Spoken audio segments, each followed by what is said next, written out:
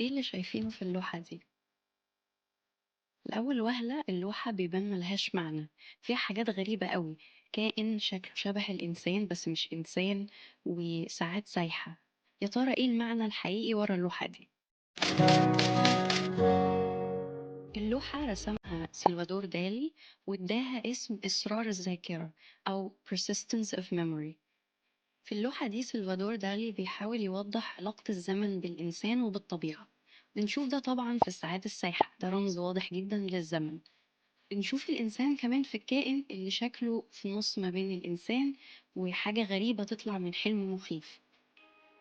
الكائن ده رائد على الأرض وكأن الحياة فرقته، وده طبعا واضح إنه تأثير الزمن على الإنسان، إنه الموت ده شيء حتمي علينا كلنا، وبعد مرور زمن سواء طويل أو قصير في النهاية كلنا الحياة بتفارقنا.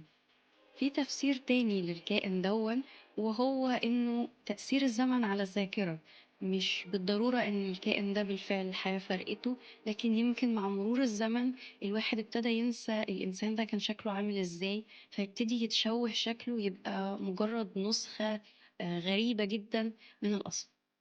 ده اللي بيرجع يأكد تاني نفس الفكرة في الساعة اللي ملموم عليها النمل، في إشارة واضحة للتحلل والفساد اللي بيصيب الكائنات الحية كلها بعد ما بتموت.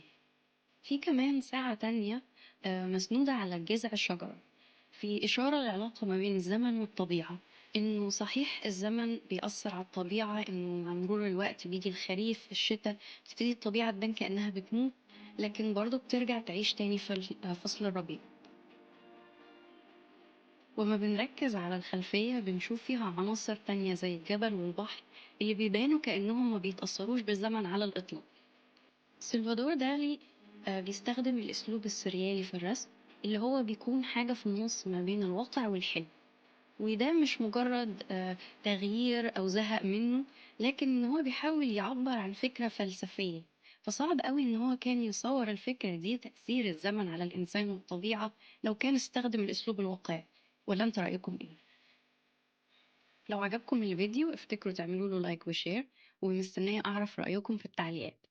لو في تمثال أو لوحة انتوا بتحبوهم وتحبوا إن احنا نتكلم عنهم، برضو ياريت تكتبولي عنهم في التعليقات.